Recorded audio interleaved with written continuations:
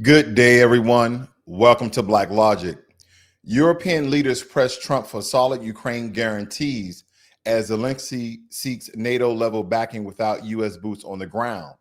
Trump vows to ban mail in ballots and voting machines via executive order ahead of 2026, stirring legal and constitutional uproar. Now, despite pledging homicide and carjacking rates, DC faces media panic over crime stats.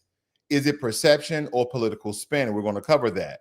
The U.S. revokes over 6,000 student visas for overstays, crimes, and alleged terrorist ties amid intensified immigration scrutiny. A local cop caught by ICE for visa overstay and alleged firearm purchase gets court-approved exit, fueling e-verify debate. We're going to cover all these things. And also, let's go over and really define and have a very comprehensive breakdown of what white supremacy, scratch white supremacy, what white privilege is in America.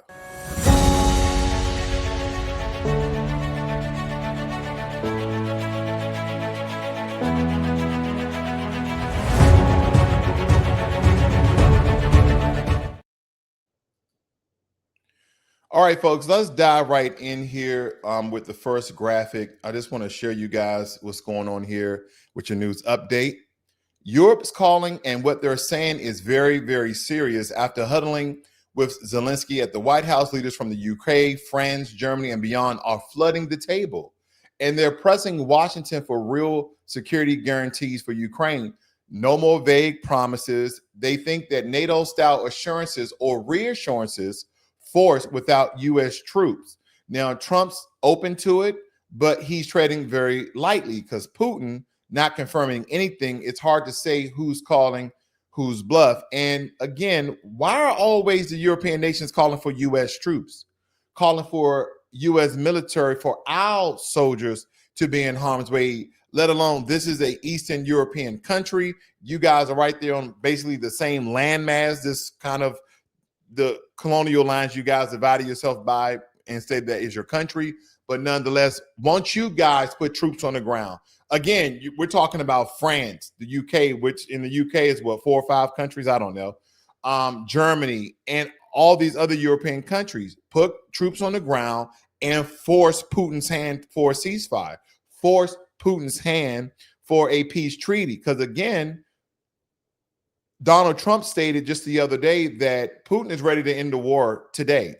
Putin is ready to end the war tomorrow, but he wants Crimea and a promise and an agreement that Ukraine will never join NATO. So again, you give up a piece of land, you sign a piece of paper. It's a possibility that this war will be over forever, but given Putin's history, I know that Zelensky's thinking that's unlikely. And me personally, with the things you've heard about the guy, you dislike or like, but we do know the historical facts that whatever Putin says is not whatever Putin's going to do.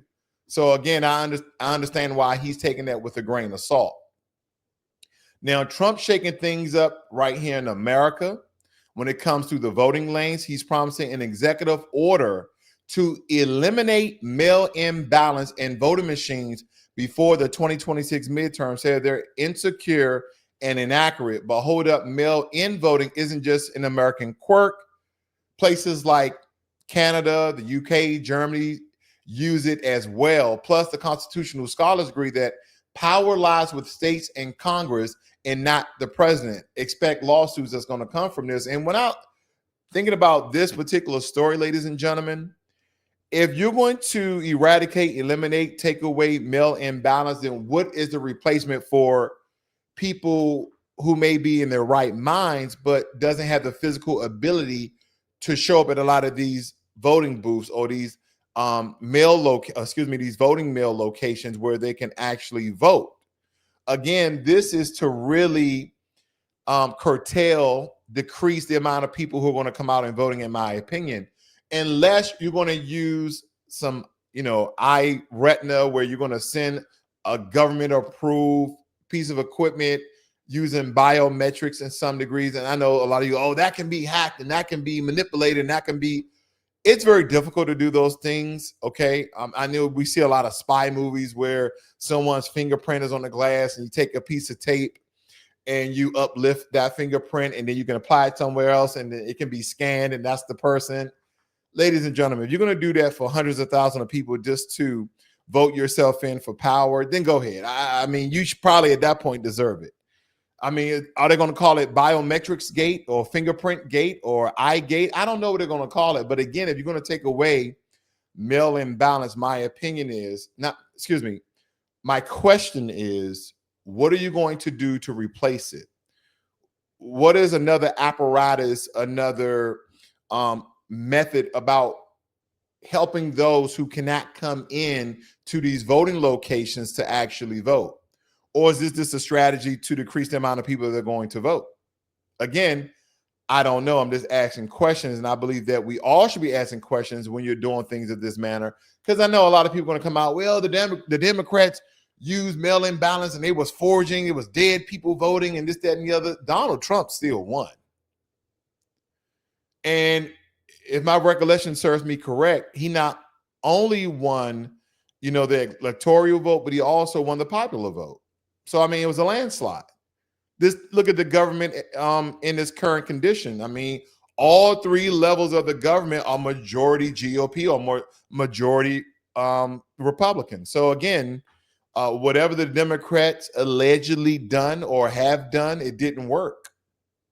It did not work because again, people will tell you that a lot of foundational Black Americans either didn't vote or they voted for Donald Trump just so Kamala Harris wouldn't get into office, because we understand the undermining of Black Americans through illegal and mass legal immigration does hurt the Black American community.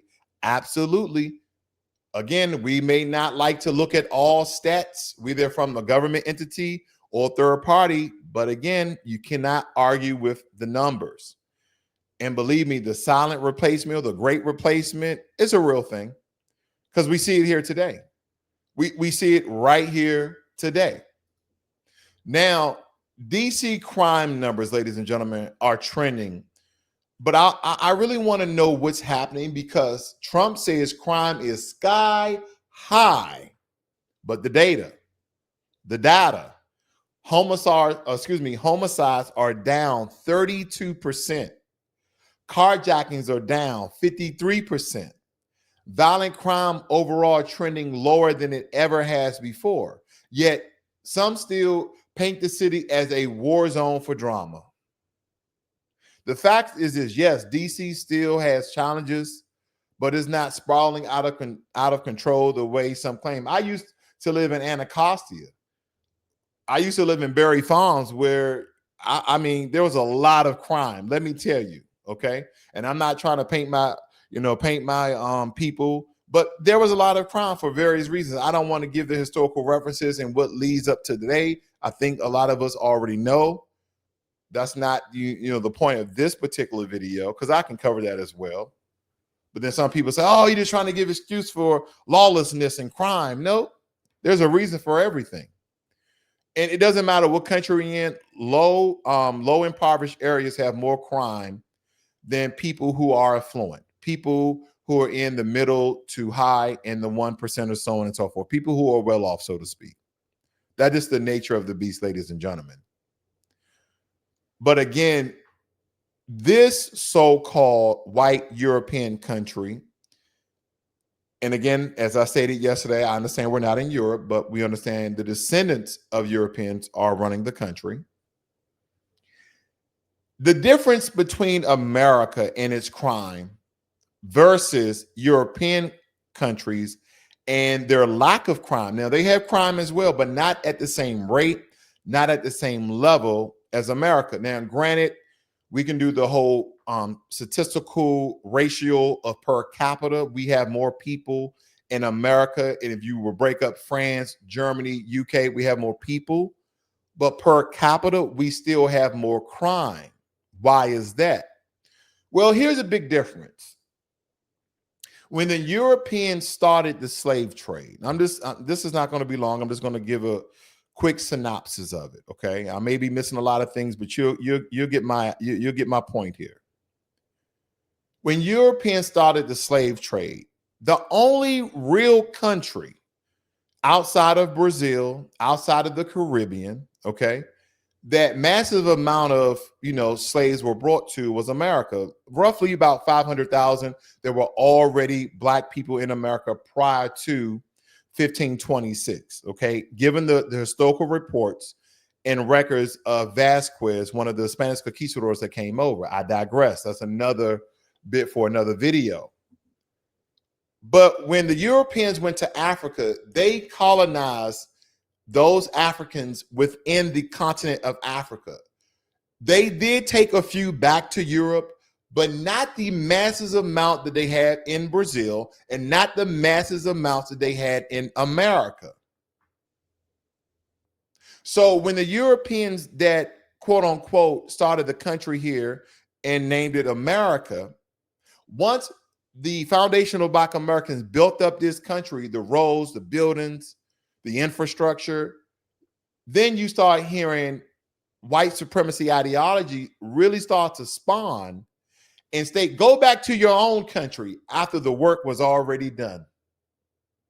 You see that? It's like someone who basically builds a house, never got paid for the house, and was allowed to stay, but all the while being tortured verbally, psychologically, and physically, and then told to go back to a country you never knew and you never really came from for thousands of years because your people were already here. And thus only 500,000 of your people were brought here by ships, roughly. The difference in between these European nations is that you already had black people here and you brought more black people here to do the work to build America versus the Europeans, okay, didn't take mass amount of Africans to Europe to build Europe. It was already somewhat built. So they colonized them for the resources within their own countries. So now you have a group of people who know that this is their land just as well, okay, as the so-called red-colored Native Americans that people say, no, you guys wasn't here. All of you guys came on slave ships. Again, that's another debate for another day. And then oppress them in their own land. And you want them to behave. You know what? We colonized this country. We made it safer. We made it great for you guys to live. Look at the paved roads. You guys don't want to go back to Africa, do you? We never been to Africa. And if life all came from Africa, then we're all African. But if we've been here for thousands of years, we are a different group of people. You would never hear a person from Sudan saying they're Nigerian. You will never hear someone from Nigeria saying they're from, or they're South African, or they are Zulu, or any of the sort. Again, you can have the same racial people, but not the same group. Just as well, someone who is from Scotland wouldn't say they are British, and so on and so forth throughout all of Europe, as Asia as well. Again, I believe you guys know what I'm talking about. And again, I know somebody's going to say, oh, you're just giving excuses. I'm not. It's just the tell of the tape, and it is the truth, okay? I digress. Now, the State Department has yanked over 6,000 international student visas for overstay. And they're saying crime, and yes, some for support for terrorism. They're coming up with all sorts of reasons. Also, increased social media vetting is making the process more invasive. And the bottom line here, folks, is that this is big news for immigrant communities, university, and civil liberties alike. And America has every right, again, America has every right to revoke and deny visas. This is not a right. These are not citizens of America. This is not a right. This is a privilege to allow people to come to the land of opportunity to not only get their education, and believe me when I tell you this, these people are not going to, they're not going back to their own countries and take their knowledge that they learned in America back to improve their own countries. No, they're wanting to go out here and get these six-figure jobs. See, here's the thing about what we need to understand about immigrant communities and people who are not American citizens. If you have a generation racial epidemic in America, and it is most pointed at foundational Black Americans, and then you tend to get along with other people because when you look at us, you slave, you should go back to your other country. Thank you for building America, but that's all we're going to give you. No repudiation, no resolution, no reparations, no restoration, none of this sort. Anything started with RE, you're not getting it. But you need to go somewhere else. But we're bringing all these other people to do all these other jobs. See, we don't want to empower you because we don't look at you in the same light. History teaches us that you guys are the dumb N-words that we used to rape, dismember, make you guys fight against each other, take your women and children, split up your family, divide you guys, and do all sorts of atrocities. We don't want to be reminded of such things. So with that being said, we're bringing these other group of people and get these jobs where we'll see them each and every day, and we're fine with them because we barely know their history. We probably colonized them in some regards, but it's not going to remind us of some of the treacherous things we did here in America, because that's what happened to Black Americans. Again, this is my conjecture when it comes to this piece. If we decrease the amount of immigration when it comes to people who derive from Central and South America, if we decrease the amount of immigration that's coming out of the Caribbean and Africa and Asia, we will have more Black Americans in tech jobs. We will have more Black Americans in constructions. We will have more Black Americans in service jobs, because those opportunities will be more open and be more vast, and they will have to fill those vacant spots. Guess what that started to do? Governments on a state level will have to start programs to fill the void of tech jobs that we still want to be the powerhouse in, or Asians in Asia will outperform Americans. Now, granted, I know that we have a history of always recruiting around the world, the top talent around the world, because I guess America is feeling somewhat guilty, because how do you think we created nuclear bombs? Because we recruited and we secretly apprehended, detained, and gave Nazi scientists and researchers a better way in America so they can build our cryptology, so they can build our nuclear bombs and all other sorts of advancement when it comes to warfare, because they were good at it. So we changed some of their names. We hit a lot of their locations.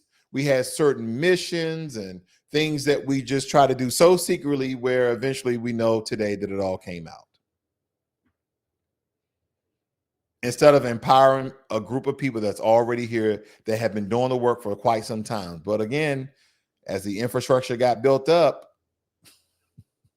they didn't want to hear no more from us. Absolutely not. Now, with the last news update here, ladies and gentlemen, let's talk Maine. Now, a reserve police officer named John Luke Evans was detained by ICE for overstaying his visa and allegedly trying to buy a firearm. Here's a twist. A judge granted him voluntary departure, no deportational record, and potential for legal return in the future. Now, the town trusted E-Verify and it cleared him, but now he's out. It's a human story tangled in the immigration policy, because they're giving him the illusion that he can return and probably retain his job.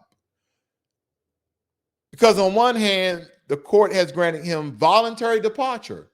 Then he also stated that I agree to leave because he believes that in probably 60 to 90 days, he's going to come back on a work visa and become a police officer once again. I just don't believe that's going to happen.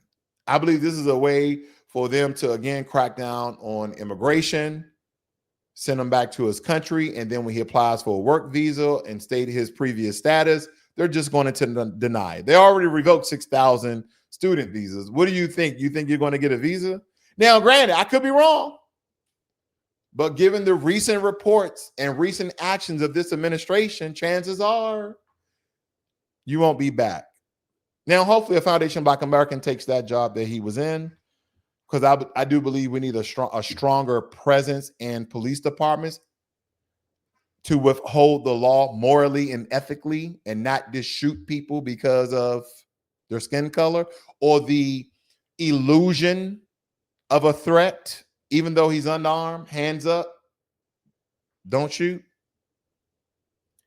I digress, because in this next segment, I really want to break down something I've been wanting to really harp on for maybe, I think this is my second time covering this. Now, first, I just want to give you guys my breakdown of white privilege in America, because I don't think a lot of people really understand it. They believe that white people are not privileged because there's poor white people. But I really want you guys to imagine a black man walking down the street. He's pulled over for a broken tail light. We know how it goes. The situation escalates and it ends in tragedy. Now, across town, a white man, he storms the Capitol with a weapon and is escorted out unharmed. This is not a coincidence. It's not an anomaly. It's American history repeating itself in plain sight. And I want to just ask, whatever happened to Back the Blue during the January 6th insurrection, riot, protest, all of the above? You know my take on this, family. What happened to Back in the Blue? Because again, the police officer, the black one that shot, forgot the lady's name, that was trying to climb through the window, what was very clear sign of aggression to try to get into the chambers where the congressmen and women were, and he did his job. What about the white police officer or white police officers with an S that got brutalized, assaulted by the rioters and insurrectionists during the January 6th protests? What happened to those people? Donald Trump exonerated and cleared them all. They're all off. I don't believe anyone from the January 6th protest, insurrection, and riot is still incarcerated. It may be one or two people.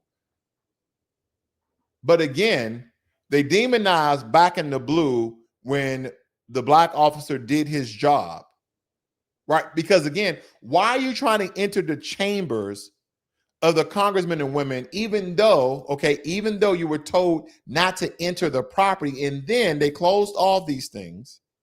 They closed off this picture. And here's another thing. The congressmen and women, they were hiding. So they were fearful. They were scared. You have hundreds of people outside storming the Capitol. I think I would be quite fearful myself. And the only protection that we have is a couple of Secret Service men, a couple of Capitol Police. And we already have reports that the police outside, they have their riot gear, and a lot of them are being harmed. Back to blue when it's only white on blue. It's very interesting. But I want to give my take here.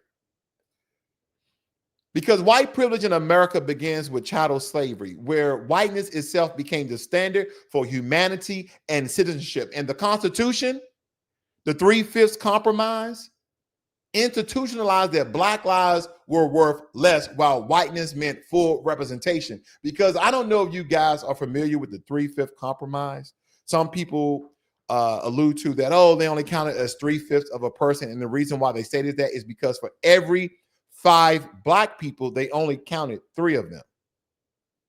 Here's another thing. So if you had a plantation and you had 5 slaves, 3 of them will count as a vote. Count as 5 of them will only count as 3 votes. But then again, they couldn't vote. So that's why people say they only count it as 3/5 of a person. I just want to make sure I lay that down very thick. Laws like the Naturalization Act of 1790 restricted citizenship to free white persons, laying the groundwork for generational advantage. Wealth was accumulated through free black labor, while white families were able to build generational land ownership. Then we come to segregation, Jim Crow, and structural power. Because in the 1930s, the federal government's Homeowners Loan Corporation created maps that marked black neighborhoods as high risk just because they were black. White families were given loans. Black families were locked out of home ownership, the single biggest source of generational wealth. And don't tell me that crime rates were high back in the 1930s amongst Black Americans, because it was not. There were some of the most peaceful communities in America. White schools received better funding, newer textbooks, and better teachers, while black schools operated on scraps, even though they were paying taxes, ladies and gentlemen. And white offenders received leniency, while black people faced mass incarceration that was exemplified by the war on drugs, which punished crack cocaine. You guys not listening? Which punished crack cocaine in black neighborhoods far more harshly than powder cocaine used in white suburbs. They even classified powder cocaine versus crack cocaine. Oh, crack cocaine is more addictive. But how do you get crack cocaine? You have to have regular cocaine or powder cocaine, do you not? And I already explained this just yesterday of how the contradiction between the crack epidemic and the opioid epidemic and how the government responded to each. Let's crack down on these thugs, these gangsters, these drugs pushers, these pimps, these hoes, drug users, etc. Let's throw them all in jail. Well, you have doctors, nurses, pharmaceutical agents, promoters of these opioids. No, let's create legislation. Let's lock up a couple of people so the others get the hint. But let's provide resources for the families who have been harmed by this epidemic of opioids. Even though we have thousands of people that we know that actually wrote fraudulent, prescriptions for people to stay hooked to these drugs. Because when I sell this particular opioid, and the more of these opioids that I sell, I get 25% kickback from the drug company. Even though we know that these people are addicted to the opioid, and a lot of their ailments and issues and problems and pain has already gone away. I told you about this, family. Now, I also want you guys to compare the police response to the Black Lives Matter protests, tear gas, rubber bullets, mass arrests, versus the January 6th Capitol riot where rioters were escorted out. All right, guys. All right, you guys being rowdy. All right, somebody got shot in there. All right, now it's enough. Even though you're climbing on the walls, you're taking dumps on politicians' desks, you are basically, this all-out riots within the Capitol. You're destroying government property. That's okay. Those things can be fixed. All right, you rambunctious bunch of you guys, let's get out of here. And the only thing Black Lives Matter, not the organization, the movement, it's a difference. I'm not talking about the organization that was about transgender and gays and all of that. No. That she took millions of dollars and bought homes around the country. You got a damn scam artist everywhere you go, do you not, Bernie Madoff? But anyway, they started to do counter protests that all lives matter. They do. All lives do matter. Kanye West and Candace Owens, when he was in Paris, France, wore White Lives Matter t-shirts. Yeah, White Lives Matter too. But that wasn't about the movement.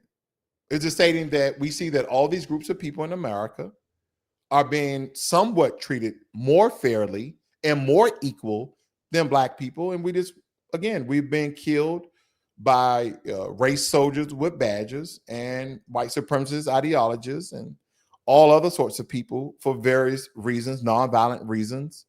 A lot of them very unjustified. And we're just stating that, hey, our lives matter. That's it. But people didn't like it. Now, studies also show how black patients receive less pain medication than white patients with the same conditions because they think that our pain tolerance is higher. Why? They think we have a third muscle in our calf, thus we jump higher. Oh, they got that third muscle in their calf. That's why they can jump higher. Really? So wait a minute, doesn't that contradict the 3/5 of a person? Because then we should be 5/6 of a person. We should be a little extra, should we not? Now, granted, when it comes to employment and wealth, a black man with a college degree is statistically less likely to be hired than a white man with a high school diploma. We already know this. And the median wealth of white families is nearly 8 to 10 times greater than black families. And white privilege also shows up in very small ways: shopping without being followed, living without fear of being racially profiled, having history books that reflect your image as the hero, and the eradication of history when it comes to textbooks so people don't feel guilty about the past. Oh, okay. And again, white privilege is not just personal bias. It's institutional advantages. It persists because American society was built to center whiteness. When it comes to laws, education, policing, economics, all structured to preserve it. Even when the laws change, when they sign legislation in civil rights as well as the voting acts, these structures still remain. Now, granted, you're going to have some black people, Thomas Sowell, Candace Owens, the Hodge twins. I'm just naming a couple of people that I know that will really debate and contradict what I'm stating and go against what I'm stating. Not that I have anything against these people. I just know why they do the things that they do. Because speaking truth to power is not profitable. Let me say it again. Speaking truth to power is not profitable. If anything, it's the opposite. You can lose a couple of dollars. Now, when you start speaking to power in the tone, verbiage that promotes and make them seem better than what they are, that can be very profitable. Now, granted, white privilege doesn't mean that white people don't struggle. Again, white privilege does not mean that white people don't struggle. It means race is not an additional obstacle. You get that?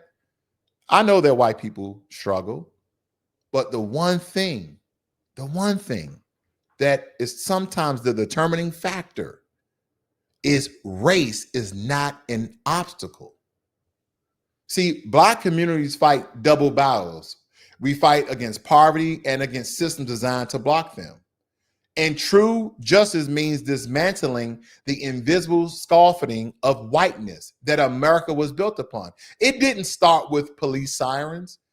It didn't start with college admissions. It started on stolen land with a stolen people. And through generations, white privilege evolved, not just as an idea, but as a system, and a system that doesn't require intent to cause harm. Only inertia to keep working. But maybe I'm not the right face to tell a story. In order to inform and or manipulate groups of people, you have to have people that look like them because other people, they just won't convince them. Like me speaking to you guys, if you're white, Asian, Hispanic, it may not come off the same way if I was white. You may be more inclined to accept it. You may become more of a sponge versus a brick. So with that being said, I'll let somebody else with some of you guys familiar skin tones to break this down even more so. Because if you know the history of the whole concept of whiteness, if you know the history of the whole concept of the white race, where it came from and for what reason, you know that it was a trick and it's worked brilliantly. See, prior to the mid to late 1600s in the colonies of what would become the United States, there was no such thing as the white race. Those of us of European descent did not refer to ourselves by that term really ever before then.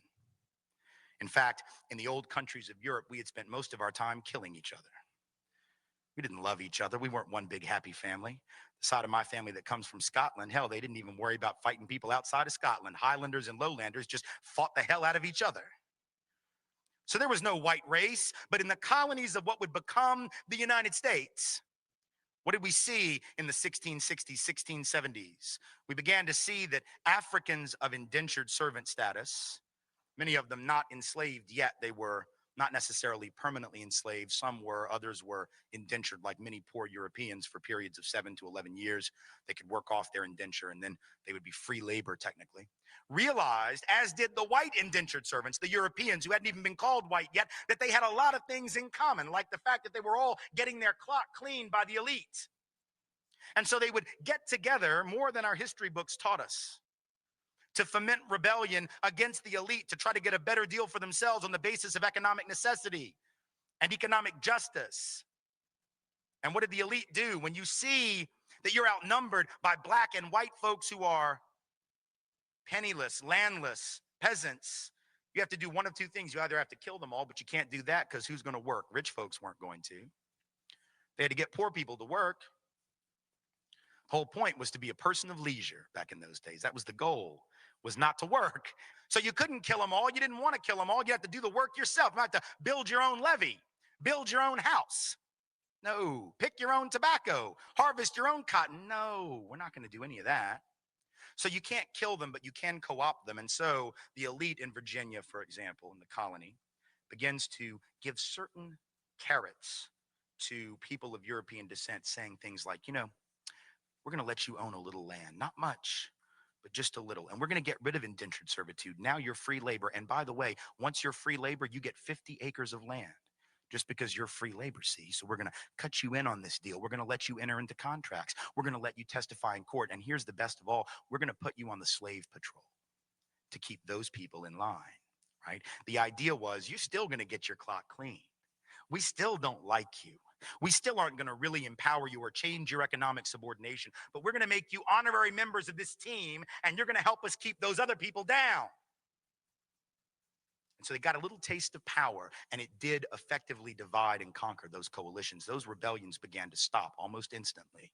Fast forward to the Civil War era, you have rich white folks in the South, where I come from, standing up and openly admitting that the reason they're prepared to secede from the Union, and the only reason they ever articulated publicly, ever, was to maintain and extend slavery and white supremacy, not only where it already existed, but into the newly acquired, that is to say, stolen territories from Mexico to the West. That was what they said. Now we lie about it. We say it wasn't about slavery, that it was about states' rights. Yes, the right of the states to keep and maintain slaves, exactly. But back then, it was about Southern pride. And they had no shame, so they didn't try and cover it up. They openly said it, but once again, the rich didn't want to go do the work. Are you kidding? No, they're going to get poor people to go fight for them. And the poor folks didn't even own slaves. Now think, how do you get poor people who don't even own the shirt on their back, let alone slaves, to go fight to keep your slaves for you?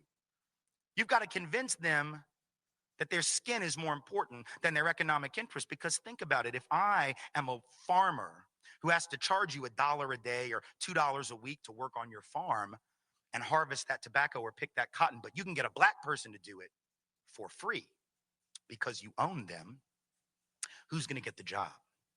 Not me. In other words, slavery actually undermined the wages and the wage base, the economic floor of the typical white working class or low income person. But they were told, if these people are free, they're going to take your job. No, fool, they got your job. That's the point.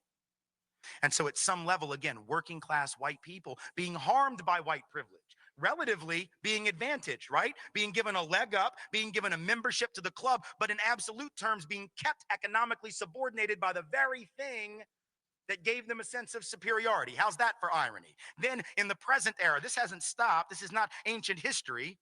Now we have people running around insisting that we should close the border with Mexico because if we don't, the wages of working class people will continue to fall. The implication being that the only reason workers are paid like crap in this country is because the border is open.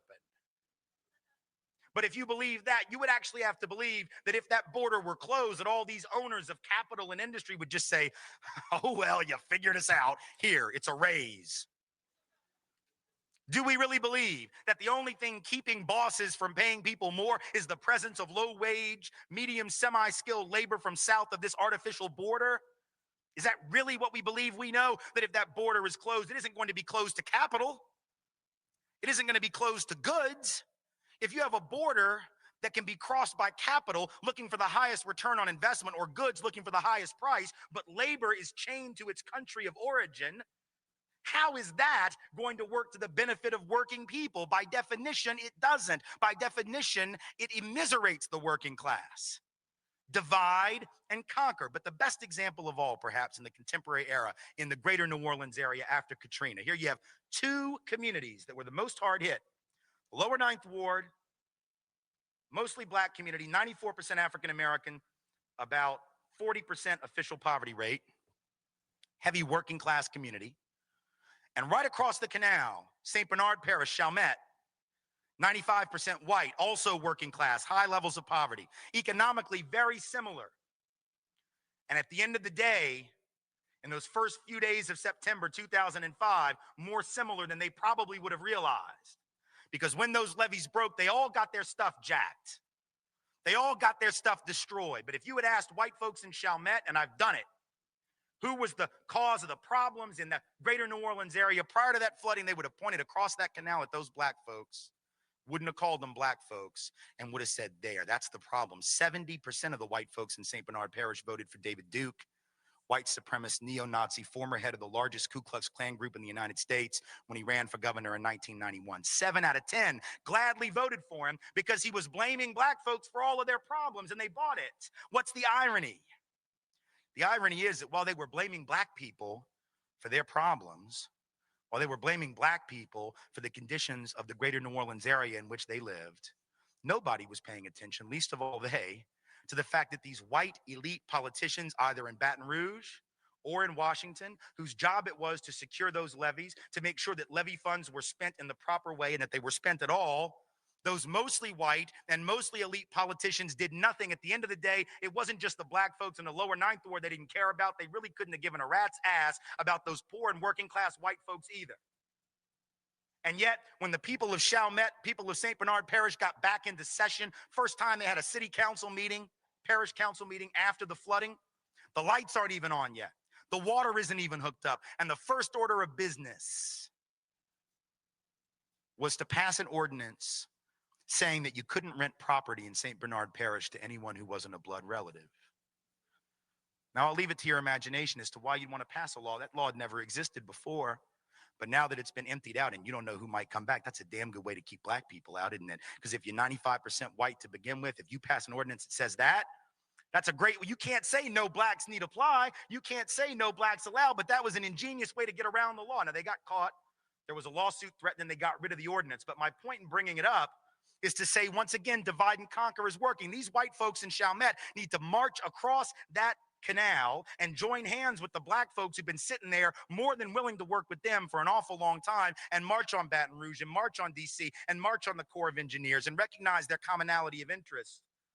But the whiteness and the lure of whiteness has tricked these have nothing in their bank account white people into believing that they got more in common with the rich white folks on St. Charles Avenue that didn't lose anything in that flooding than they have in common with the black working class folks who live about 500 yards away.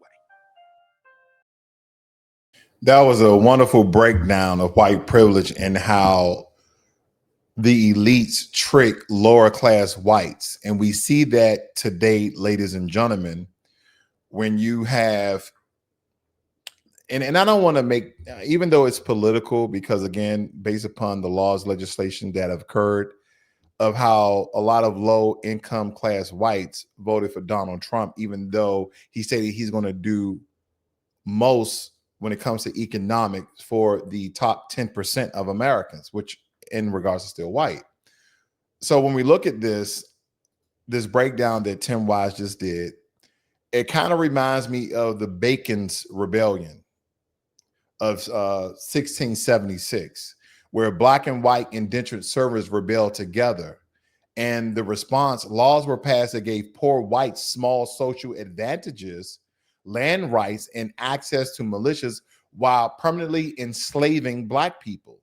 Now, this was the invention of a race as a legal structure, even though this kind of started off back in the late 1400s by one of the popes that really classified dark colored melanated skinned people as slaves. And they took that same ideology to the Americas. But this is how they divided the working class solidarity, because enslaved people was counted as 3/5 for white representation, no voice, no rights.